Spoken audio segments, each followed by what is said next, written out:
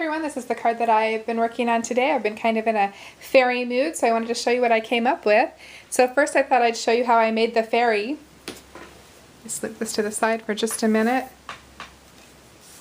And first what I did was take a piece of, I used the Tim Holtz paper, and this is what it looks like. And it's alcohol ink cardstock, and I went ahead and stamped my little fairy on a piece of paper. To do that I used some Tuxedo Memento black ink, and you've probably seen it before, so it's this one, which is great for stamping, especially if you're using Copics. But I'm actually going to use some distress markers today, and the stamp pack that I'm using today is actually the Michaels brand stamps. It's called Recollections, and this is what it looks like. So you can see.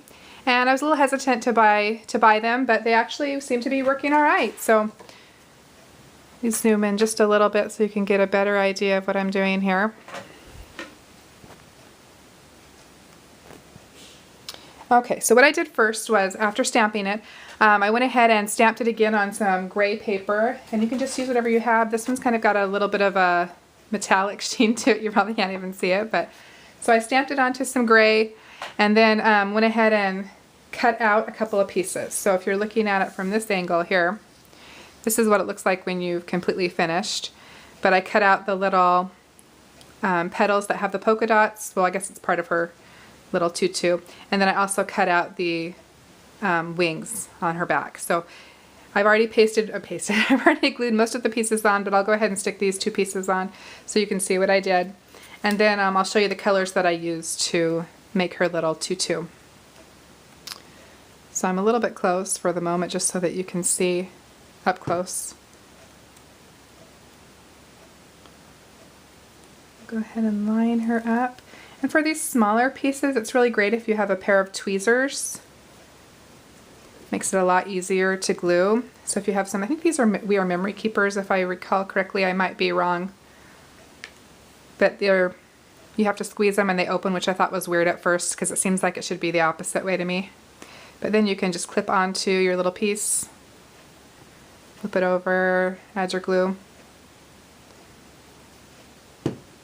And then it's a lot easier to place that piece in where you need it to go.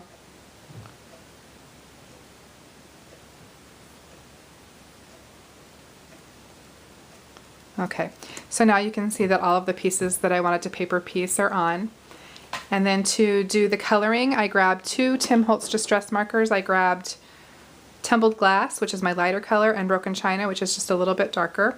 And then I just kind of alternated the colors. I'll go ahead and color in the two that I didn't do already.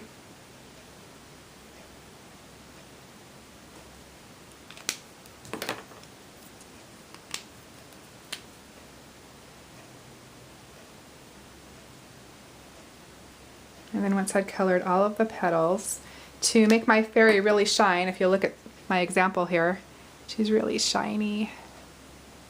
And to do that, all I did was grab some glossy accents, and this is made by Ink Essentials, and it's a Ranger product as well.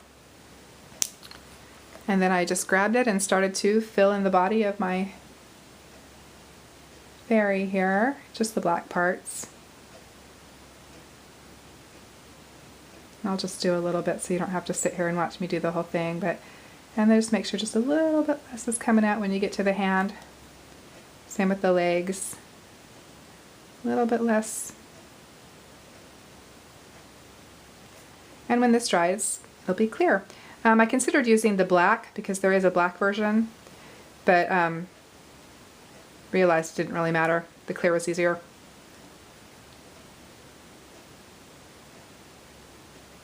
And then once you've done, I guess I'm kind of doing all over fairly quickly. Probably don't want to go quite as fast as I'm going if you're not experienced with the glossy accents.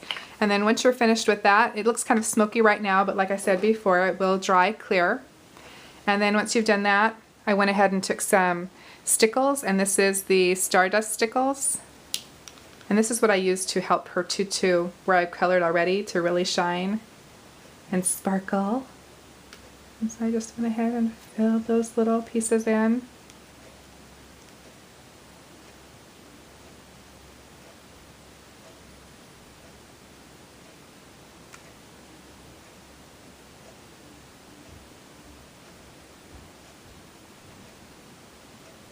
There we go.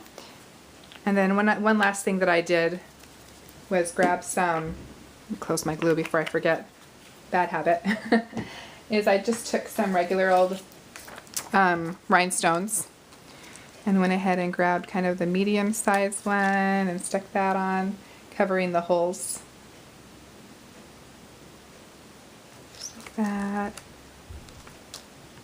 Probably won't be able to do the little ones, I just painted my fingernails, but anyhow, you just a rhinestone on either side and we'll be finished with this part. And then I just went ahead and fussy cut it around with a pair of Cutter Bee scissors, or whatever scissors you like to use for fussy cutting. I prefer the Cutter Bees because I found, these are the titanium ones, I found that they, because of their point, they just give me the best cut. So if you look at that point, really helps me get into the small grooves. So that's what I use to do my fairy. So once I've completed her, you go ahead and set this wet one to the side. And let's go ahead and widen our shot just a little bit.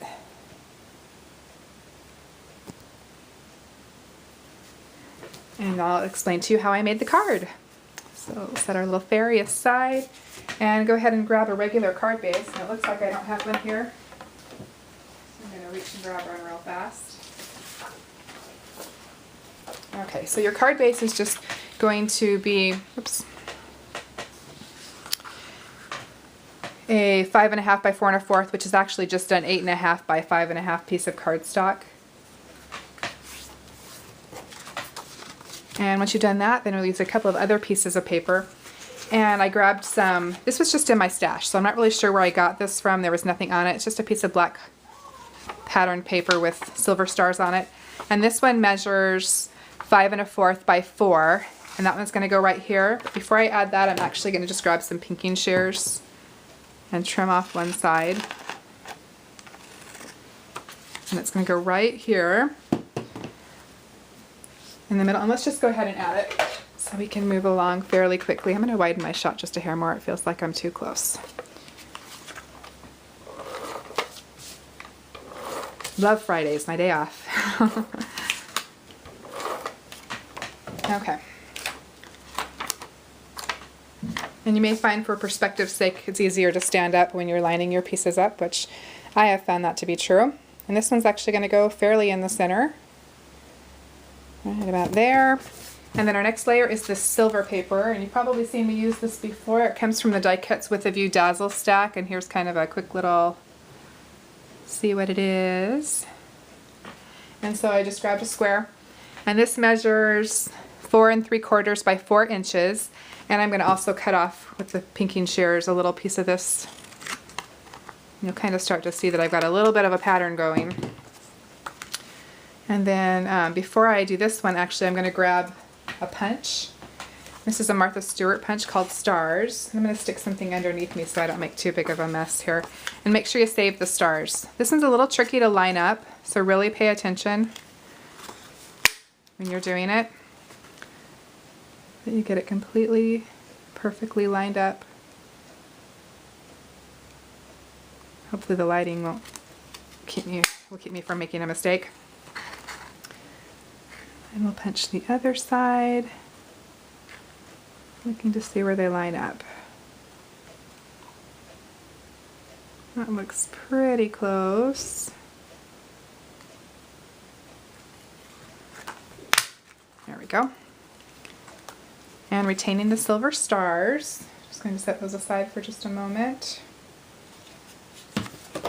And then our little silver piece is going to also, actually this is the one that I kind of shifted to the right just a little bit. So we can go ahead and attach this piece since nothing's going behind it.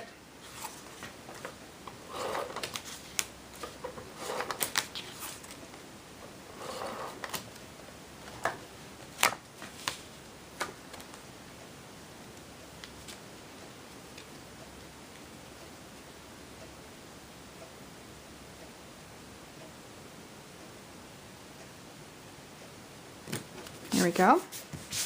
And then once I did that, I also grabbed another piece of paper, and this is the tumbled glass paper, and this is made by Tim Holtz. So you can actually get paper that matches your distress markers. So I'll just briefly flip through and you'll be able to see that The colors match the distress markers. And also if you look on the back of it, you'll see the names of the different papers, and they're all in order, so you'll be able to find the color that you want. The only thing I don't like is you only get one sheet, but it's kind of cool to get all the different colors. So I went ahead and cut a piece of tumbled glass, which is 4 1/4 by 3 1/4, and I'm also going to go ahead and use my pinking shears on the top to kind of keep consistent with my theme here of my zigzag theme. And then before I adhere this piece, I actually want to put a little piece of ribbon around it. And I just use this metallic nylon ribbon, and there's no name on it, so just whatever you have in your stash or can find at Joann's will be just fine. So we'll go ahead and measure off a piece of that. And my sewing scissors are upstairs, so just grab that.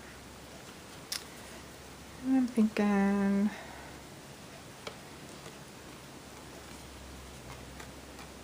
it's out here, and I'll just grab some tape.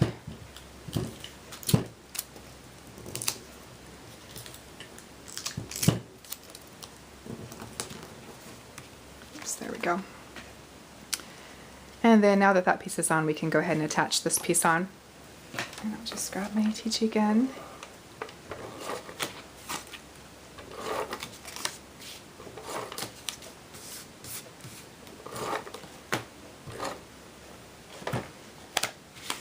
And then this one can be centered, but just make sure you go above the stars that we just punched on the bottom of our shiny silver paper.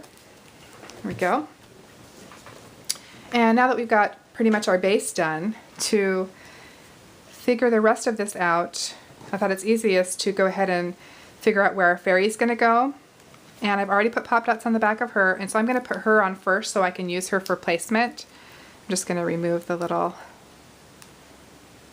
backings off of my pop dots, and you'll notice some of them are really small, and you can just take some of them and cut them in half, because if you don't pop up the arm and you don't pop up the little feet, she just won't look balanced.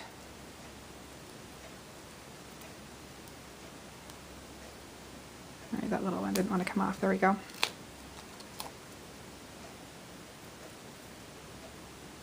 think we got them all. And then we can stick her on. And I kind of wanted her at an angle and just maybe a little bit into the stars there. And we'll go ahead and stick her. And once she's down, she is down, because otherwise you'll be tearing your paper if you try to move her. But that's kind of for placement for where we're going to put our stars. And then the next thing I did was went ahead and added a bow. And so I just pre-tied one. And the easiest way to attach a bow that I found on paper is just using a glue dot. So that is what I'm going to do.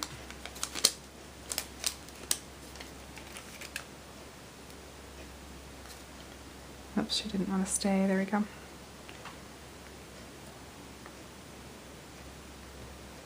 We can stick her on. And we'll come back to our bow in just a minute, but that's what we're doing for now.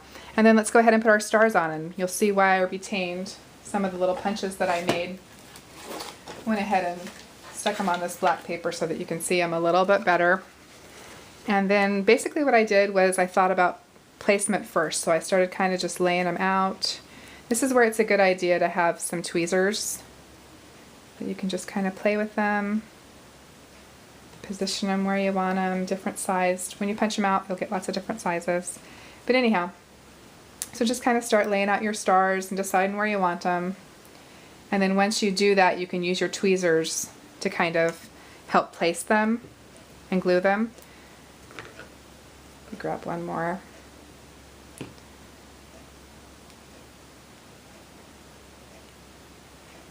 Oops. There we go. Anyhow, so once you've got those on, then you can go ahead and glue those down. So I said, like I said before, use your tweezers to grab them and grab your glue to glue the back. And then down here, let's go ahead and do our sentiment before we put the rest of our stars on. And I'm not going to glue these down, so you don't have to sit and watch me do that. But to do the sentiment, let me move this out of the way for just a moment. I'm using the same stamp pack. There's a little part that says make a wish. And I'm going to actually use some VersaFine ink. This is Black Onyx, and the reason I'm using the VersaFine is because I really needed something dark that would show up on this sparkly paper, and that's what I wanted to stamp my sentiment onto. So I'm grabbing my VersaFine, and we'll go ahead and ink up our stamp. And this is pretty intense stuff, thank goodness, or you wouldn't see it on that silver. Hopefully we'll get this in one shot. If not, we'll do it again. Line her up. She looks pretty dark. Looks like she's going to show up. And then I grabbed a Stampin' Up! Punch. Actually, let me leave my ink here because I'm going to use it again. And I can't remember what this label's called, but I'm sure you can look it up. And they still sell them. So we slide it in and center it. I think it's like Modern Label Punch. I'm not totally positive though. So there's my little sentiment, and then I'm going to grab, this is also a Stampin' Up! Product, and it's a little finger dauber. Makes it a little easier to work with. I'm going to grab some of this ink and go ahead and ink around my little tag here to make this jump off my page.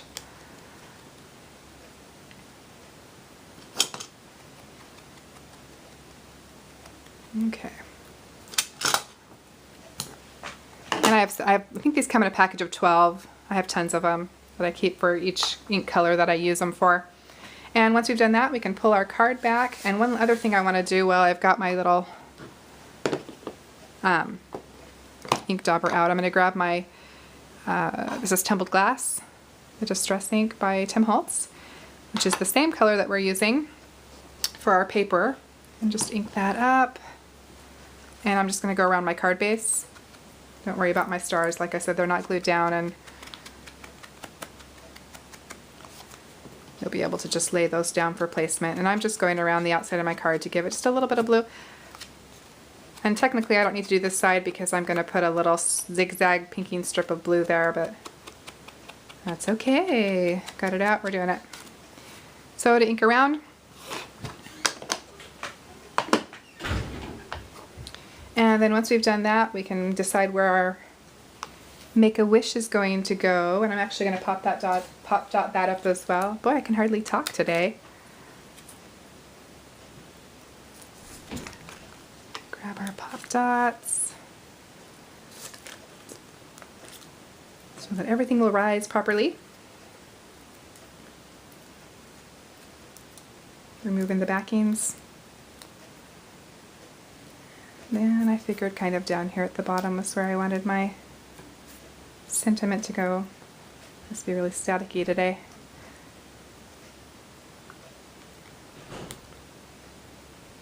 There's our Make-A-Wish. And then again, after you've, I'll just drop these back on, after you've arranged where your stars are going to go, just like on this one, you can also punch out some black ones and also punch out some more silver to go on top. And then for the bow, what I did was I took the largest little silver star that I could punch out and put that in the middle of my bow. And then I grabbed my silver rhinestones here. Let me move this to the side for a minute. And just grabbed a tumbled glass marker and went ahead and just colored right on my little rhinestone there. And that gave me exactly the color that I needed. You can see it, to go in the center of my bow. So let's pull our main card image back up. So now that you know that you know how I've made it, you'll be able to make your own. So anyhow, thank you for watching. Hopefully I stayed in the shot fairly well. And if you have any comments or questions, I hope you'll leave me one. Thanks for watching. Bye.